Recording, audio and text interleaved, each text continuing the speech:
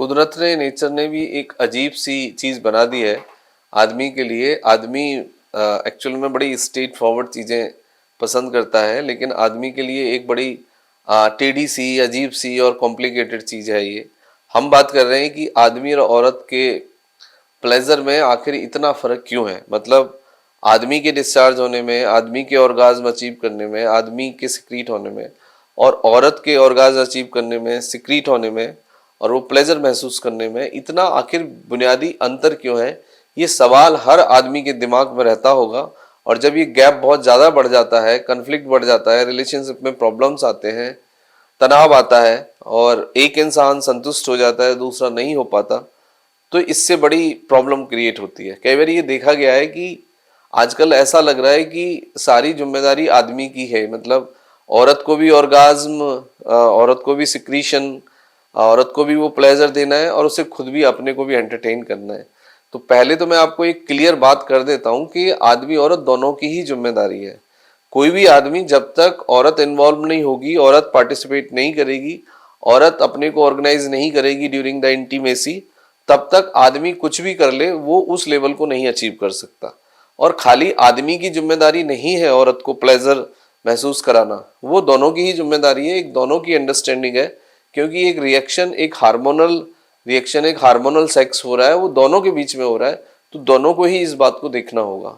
तो इसमें कुछ बुनियादी अंतर है, पहले हम उसको समझने की कोशिश करते हैं। देखो, मेल का जो स्ट्रेट फॉरवर्ड जो मसला है वो इसलिए भी है कि मेल के अंदर जो हार्मोन्स हैं वो डिफरेंट है। एक तो टेस्टोस्टेरोन है, और दूसरा डेकाड्यूराबोलिन है। मतलब, और ये जो दोनों हार्मोन्स जो होते हैं, एक इंसान को मस्कुलर बनाते हैं, डोमिनेटिंग बनाते हैं। और जब कोई भी इंसान डोमिनेटिंग, स्ट्रेट फॉरवर्ड, मस्कुलर होगा, तो डेफिनेटली उसका जो ऑर्गाज्म टाइम है वो कम होगा। मतलब वो बहुत जल्दी प्लेजर को अचीव कर जाता है।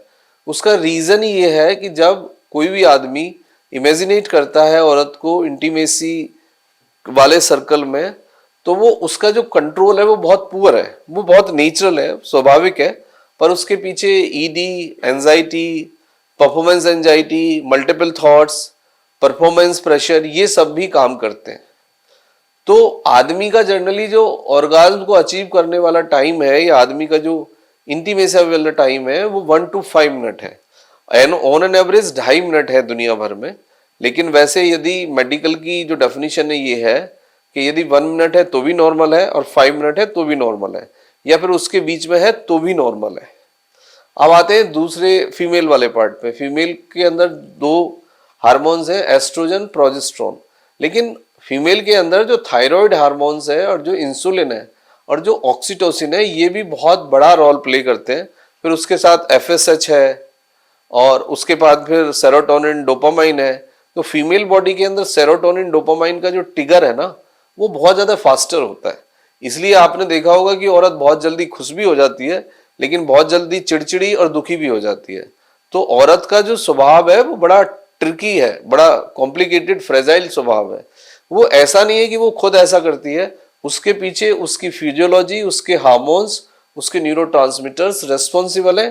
प्लस उसको उस तरीके से ही पाला गया है, उसको इतने हजार सालों से एक फीमेल को सेक्स ऑब्जेक्ट की तरह लोगों ने यूज किया है। तो वो भी एक कारण है कि उसका जो ब्रेन है, उसकी जो साइकोलॉजी है, वो उसी तरह से डेवलप हो जाती है। वैसे जो फीमेल का टाइम है वो 8 से 15 मिनट्स होता है। मतलब कम से कम 8 मिनट लगेंगे एक फीमेल को, और मैक्सिमम 15 मिनट भी लग सकते हैं उसको ऑर्गाज्म रीच करने में, प्लेजर रीच करने में, सिक्रीशन आने में। सिक्रीशन कई बार शुरू में ही आ जाता है, लेकिन ऑर्गाज्म का मतलब सिक्रीशन नहीं होता है। ऑर्गाज्म मतलब जब आप बिल्कुल उस लेवल को अचीव करने के बाद में एक रिलैक्सिंग मूड में आते हैं, तो उसको हम ऑर्गाज्म कहते हैं। अब इसका कुछ जो सेंसिटिवनेस है फीमेल के अंदर, जो उसका एक डिफरेंट सोशल और एनाटॉमिकल पार्ट है, उसको फिर डील कैसे किया जाए। देखो, उसको डील करने का सीधा सा तरीका ये है कि 5 into 15 आप कर लीजिए। 5 + 15 मतलब, इसका मतलब ये होगा कि 20 मिनट्स हो गए।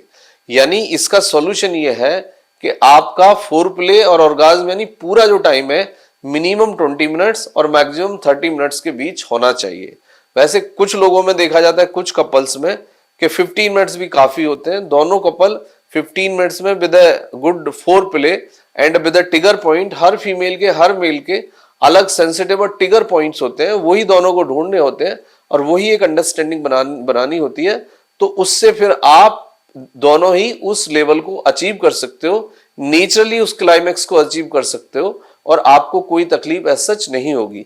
बट इसमें 3-4 चीजें हैं, दोनों के बीच में chemistry, communication, respect plus four play plus दोनों का इन्वॉल्व होना, ये बहुत मैटर करेगा।